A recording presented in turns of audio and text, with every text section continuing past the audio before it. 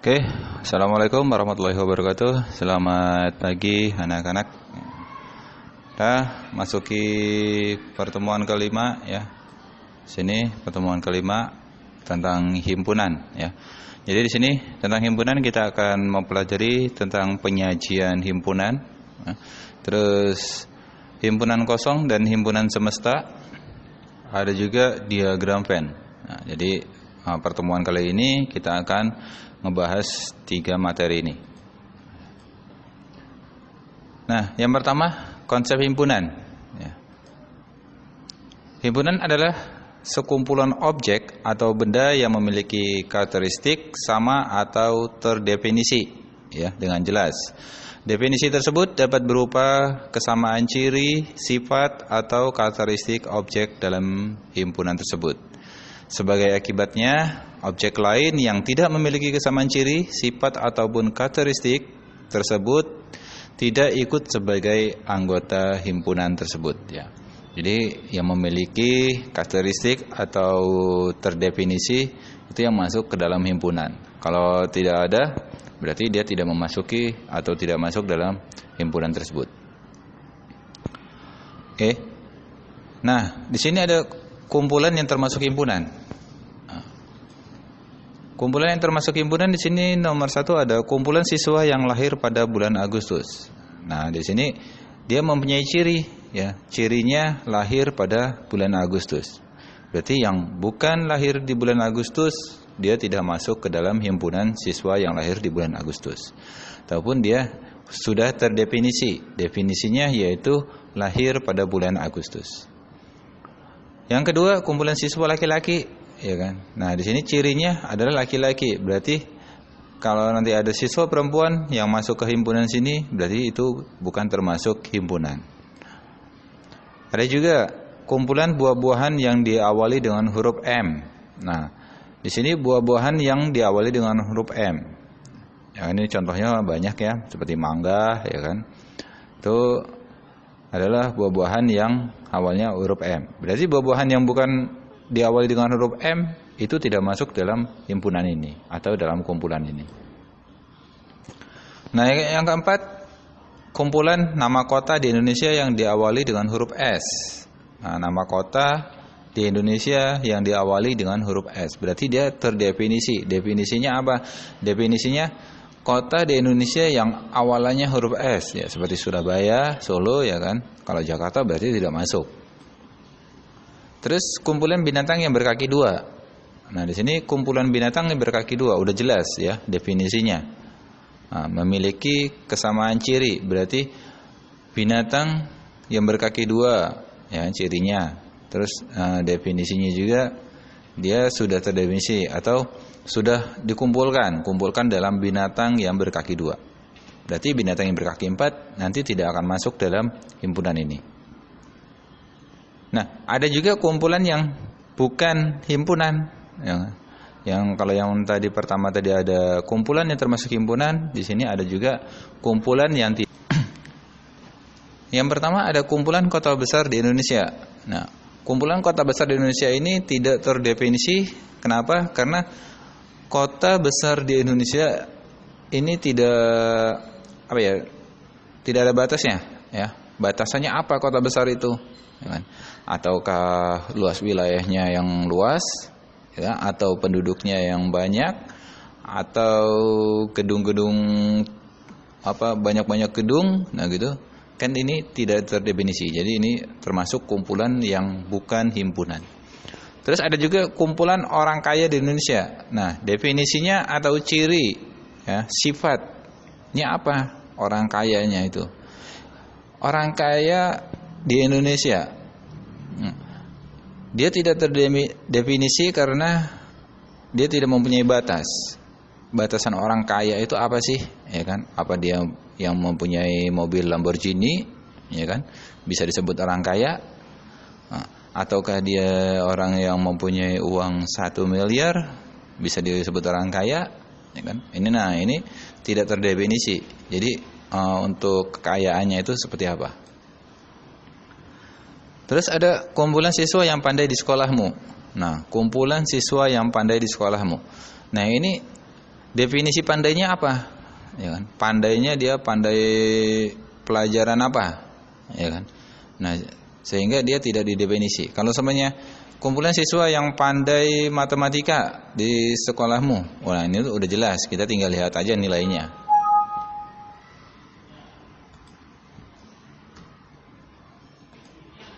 Oke, selanjutnya ada kumpulan siswa yang pandai di sekolahmu. Nah, siswa yang pandai di sekolahmu ini tidak terdefinisi karena dia tidak mencantumkan dia pandainya apa. Ya kan? Kalau semuanya kumpulan siswa yang pandai matematika di kelasmu, di sekolahmu, nah ini bisa terdefinisi. Karena kita lihat nilainya pun dia udah ketahuan. Oh, si ini, ya kan? Itu terdefinisi. Kalau siswa yang pandai di sekolahmu itu tidak terdefinisi. Ada juga kumpulan gunung yang tinggi di Indonesia. Nah, ukuran tingginya ini tidak ada, ya kan? Jadi tidak terdefinisi.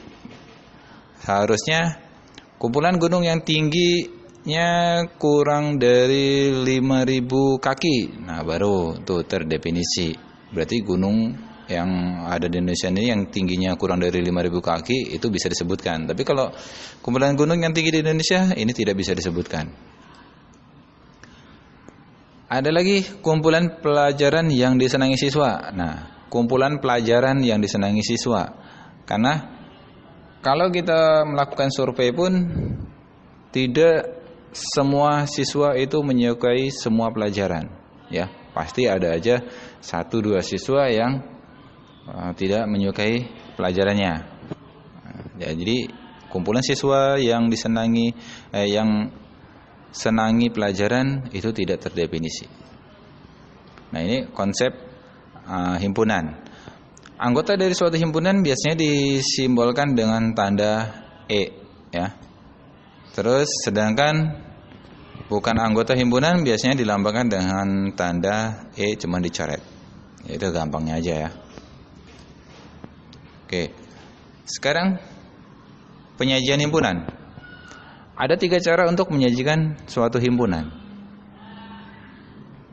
Yang pertama, dinyatakan dengan menyebut anggota, ya kan? Jadi himpunan itu bisa dinyatakan dengan menyebutkan anggotanya atau enumerasi. Suatu himpunan dapat dinyatakan dengan menyebut semua anggotanya yang ditulis dalam kurung kurawal. Manakala banyak anggota, sangat banyak, ya kan? Cara mendaftarkan ini biasanya dimodifikasi, yaitu diberi tanda 3 titik. Nah, jadi dan ini tandanya dan seterusnya dengan pengertian dan seterusnya mengikuti pola. Ya, jadi dan seterusnya. Semuanya ada 1, 2, 3 titik titik titik, berarti 1, 2, 3 dan seterusnya. Nah, contohnya himpunan A, ya. Ini contoh untuk dinyatakan dengan menyebut anggota, ya kan? Di sini anggota himpunan A itu ada 3, 5, 7. Terus ada juga anggota dari himpunan B ada 2, 3, 5, 7. Ada lagi C, ya. Anggota dari himpunan C itu ada A, I, U, E, O. Terus anggota dari himpunan D, ya, ada titik 3, titik titik. Berarti di sini masih ada titik 4, ya, min 4, min 5, min 6, min 7 dan seterusnya. Min 3, min 2, min 1, 0, 1, 2, 3 dan ada titik 3. Nah, ini bisa aja dan seterusnya. Ada 4, 5, 6, 7 dan seterusnya. Oke, cara yang kedua, ya, dinyatakan dengan menuliskan sifat yang dimiliki anggotanya. Nah, jadi yang pertama itu menyebutkan anggota, kalau yang kedua menuliskan sifatnya. Oke, contohnya di sini ada himpunan A adalah himpunan semua bilangan ganjil yang lebih dari 1 dan kurang dari 8. Jadi menuliskan sifat, ya, sifatnya himpunan A adalah himpunan semua bilangan ganjil yang lebih dari 1 dan kurang dari 8. Kalau himpunan ganjil lebih dari 1 kurang dari 8 berarti ada 3, 5, 7, ya. Kalau kita tuliskan anggotanya. Terus yang B, B adalah himpunan semua bilangan prima yang kurang dari 10. Nah, semua bilangan prima yang kurang dari 10. Kalau kita tuliskan anggotanya berarti ada 2, ada 3, ada 5, ada 7. Ya. Nah, yang C adalah himpunan semua huruf vokal dalam abjad Latin. Nah, di sini yang ditanyakan huruf vokal ya. Berarti kalau kita tuliskan anggotanya ya ada A, I, U, E, O. Nah, yang D adalah himpunan bilangan bulat. Nah, himpunan bilangan bulat itu banyak ya. Dari bilangan min sampai bilangan plus itu bilangan bulat. Nah, kalau kita tuliskan bisa aja titik 3, min 3, min 2, min 1, 0, 1, 2, 3, dan titik 3. Berarti dan seterusnya, dan depannya tadi dan seterusnya. Nah, cara yang ketiga dinyatakan dengan notasi pembentuk himpunan. Suatu himpunan dapat dinyatakan dengan menuliskan syarat keanggotaan himpunan tersebut. Notasi ini biasanya ya berbentuk umum X sedemikian sehingga P dalam kurung X, di mana X mewakili anggota dari himpunan dan P ya dalam kurung X menyatakan syarat yang harus dipenuhi oleh X agar bisa menjadi anggota himpunan tersebut. Simbol X biasanya diganti dengan variabel yang lain, berarti enggak harus X, bisa pakai variabel yang lain ya seperti Y, Z dan lainnya. Misal himpunan A 1, 2, 3, 4, 5 biasa dinyatakan dengan notasi pembentuk himpunan A ya buka kurung awal X sedemikian sehingga X itu lebih kecil dari 6 dan X elemen bilangan asli. Nah, di sini ada contohnya. Himpunan A ya dalam kurung awal X sedemikian sehingga ya kan X itu lebih besar dari 1 dan X lebih kecil dari 8. X adalah bilangan ganjil. Oke, ini biasa dibaca ya, A adalah himpunan yang anggotanya semua X. Demikian sehingga X lebih dari 1 dan X kurang dari 8. Serta X adalah bilangan ganjil. Nah, contoh yang B ya, himpunan B Y sedemikian sehingga Y itu lebih kecil dari 10 sedangkan Y adalah bilangan prima. Oke, bisa dibaca B adalah himpunan yang anggotanya semua Y ya. Himpunan B ini adalah semua anggota Y itu himpunan B. Demikian sehingga 10 lebih dari Y serta Y adalah bilangan prima. Nah, ini bacanya B itu semua anggota himpunan dan Y sedemikian sehingga Y sedemikian sehingga ya kan 10 itu lebih kecil dari Y dan Y adalah bilangan prima. Contoh yang C ya. Dibaca C adalah himpunan yang anggotanya semua Z. Demikian sehingga Z adalah huruf vokal dalam abjad Latin. Jadi anggota C ini adalah semua huruf Z atau semua anggota Z ya. Dan Z adalah huruf vokal dalam abjad Latin. Oke. Sekarang himpunan kosong dan himpunan semesta. Nah, yang pertama himpunan kosong. Dalam keanggotaan himpunan, ya, ada himpunan yang tidak memiliki anggota yang dinamakan dengan himpunan kosong. Himpunan kosong adalah himpunan yang tidak memiliki anggota yang dinotasikan dengan, ya kan ini tanda 0 cuma dicoret atau kurung awal kosong, nggak ada isinya.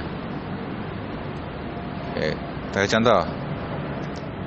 Menentukan himpunan bilangan cacah yang kurang dari 0. Nah, anggota bilangan cacah yang paling kecil adalah 0, sehingga himpunan tersebut tidak memiliki anggota.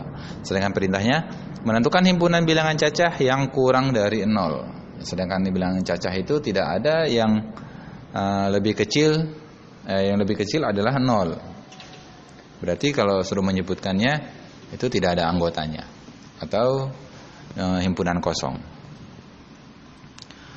Nomor 2, tentukan himpunan bilangan bulat yang lebih besar dari 0 dan kurang dari 1. Ya. Yang kita tahu tidak ada satupun bilangan bulat antara 0 dan 1 hingga himpunan tersebut tidak memiliki anggota. Nah, contoh yang ketiga, menentukan himpunan bilangan ganjil yang habis dibagi 2. Nah, di sini seluruh bilangan ganjil tidak akan habis dibagi 2 sehingga himpunan tersebut tidak memiliki anggota. Nah, kalau semuanya ada bilangan ganjil yang habis dibagi 2 berarti ada anggotanya. Tapi di sini kan tidak ada tuh bilangan ganjil yang habis dibagi 2. Pasti kalau bilangan ganjil dibagi 2 pasti hasilnya akan koma. Selanjutnya himpunan semesta. Himpunan semesta adalah himpunan seluruh unsur yang menjadi objek pembicaraan dan dilambangkan dengan S. Himpunan semesta, pembicara mempunyai anggota yang sama atau lebih banyak daripada himpunan yang sedang dibicarakan. Himpunan semesta disebut juga sebagai himpunan universal dan disimbolkan dengan huruf U besar. Nah, langsung ke contoh aja. Tentukan himpunan semesta yang mungkin dari himpunan A sama dengan 1357. Nah, jadi kita suruh mencari himpunan semesta dari himpunan A ini. Kemungkinannya di sini yang A himpunan semestanya 1357 ya, atau himpunan A-nya itu sendiri ya. Terus bisa juga kemungkinannya himpunan semestanya bilangan ganjil karena 1357 ini termasuk bilangan ganjil. Ada juga himpunan semestanya ada 1, 2, 3, 4, 5, 6, 7. Ya kan? Himpunan semestanya bisa aja 1 sampai dengan 7. Nah, terus himpunan A-nya 1357. Ada juga himpunan semestanya bilangan cacah. Ya kan? Jadi karena 1357 ini termasuk bilangan cacah juga. Jadi bisa juga disebut dengan bilangan cacah.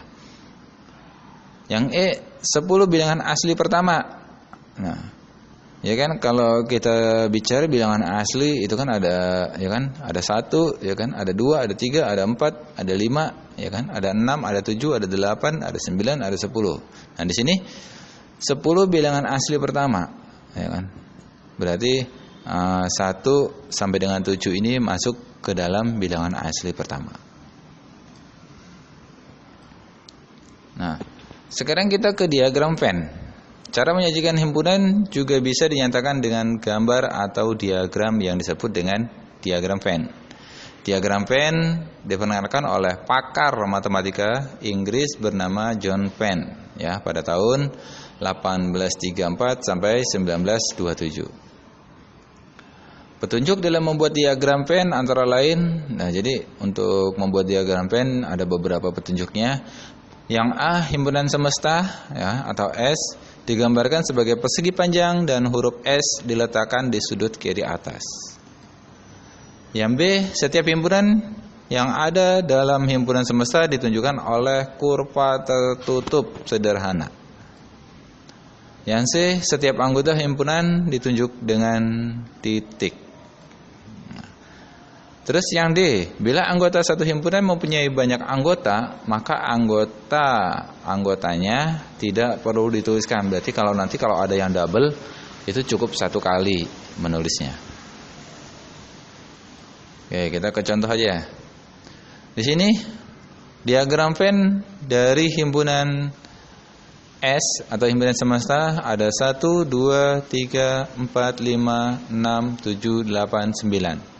Untuk himpunan A ada 1, 2, 3 dan himpunan B ada 4, 5, 6 dengan adalah sebagai berikut. Nah, ini himpunan semesta digambarkan dengan persegi panjang ya dengan S di sudut kiri. Ini gambar untuk menuliskan himpunan A. Nah, himpunan A ada 1, ya, ada 2, ada 3. Nah, ini menggambarkan himpunan B.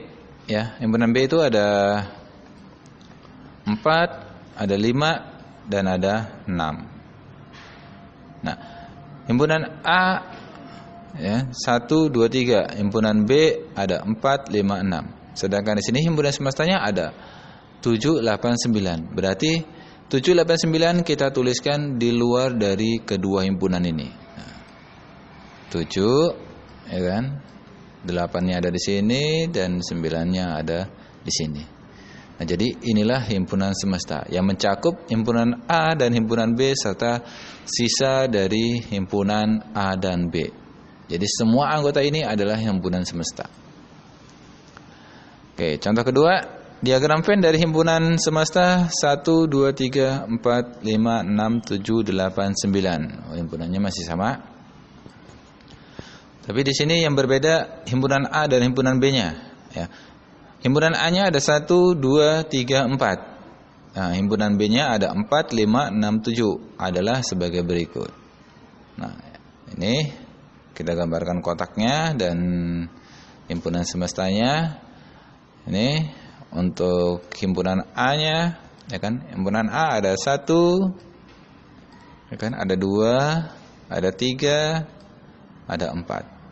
Nah, karena di sini ada 4, ya, di A ada 4, di B ada 4. Jadi cukup kita tulis 1. Berarti untuk gambar atau lingkaran di himpunan B, A-nya pun masuk ke himpunan B.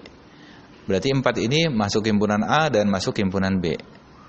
Nah, untuk himpunan B ada 4, ya kan? Nah, ada 4, ada 5, ada 6, ada 7. Nah, sisanya kan masih ada nih, ini sampai 7, berarti ada 8, ada 9. Sisanya kita taruh di luar dari kedua himpunan ini. Ada 9. Oke, seterusnya atau contoh yang ketiga, ya. Contoh yang ketiga, diagram Venn dari himpunan semesta 1 2 3 4 5 6 7 8 9. Nah, untuk himpunan A-nya ada 1 2 3 dan himpunan B ada 1 2 3 4 5 6. Nah, jadi himpunan semestanya kita gambarkan dulu himpunan A, ya. Himpunan A-nya ada 1 2 3. Nah, karena himpunan B ini juga ada 1 2 3, jadi himpunan A ini juga masuk ke dalam himpunan B. Ya. Jadi kita tidak perlu menulis lagi 1 2 3-nya, tapi 1 2 3-nya itu ya himpunan A yang dijadikan himpunan B. Nah, ini himpunan B, berarti kita tinggal menulis di himpunan B-nya itu ada 4, nah, ada 5, ada 6.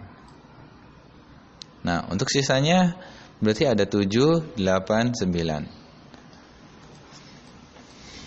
Nah, ada 7, 8, 9. Oke. Seterusnya ada diagram Venn dari himpunan. Nah, himpunannya masih sama ya, 1 2 3 4 5 6 7 8 9. Nah, di sini yang membedakan yaitu himpunan A dan himpunan B-nya. Nah, kalau himpunan A dan himpunan B ini sama. Jika kita lihat ya, ada 1 2 3 4 dan B-nya juga 1 2 3 4. Berarti nanti gambarnya dia akan menjadi 1. Oke, himpunan. Nah, ini himpunan A-nya. Sama kita tulis dulu himpunan A-nya ada 1 2 3 4. Ya. Nah, terus himpunan B-nya juga ada 1 2 3 4. Berarti lingkarannya masih di lingkaran himpunan A. Nah, lingkaran yang kuning ini himpunan A dan yang merah ini himpunan B. Nah, untuk anggotanya sama ya kan, 1 2 3 4 juga. Jadi tidak perlu kita tulis lagi. Kita tinggal menuliskan sisanya. Sisanya ada berarti 5 ya kan? Ada 7, ada 6, ada 8, ada 9. Nah, oke. Bapak kira sampai di sini ya materi kita untuk himpunan ya. Bapak akhiri. Assalamualaikum warahmatullahi wabarakatuh.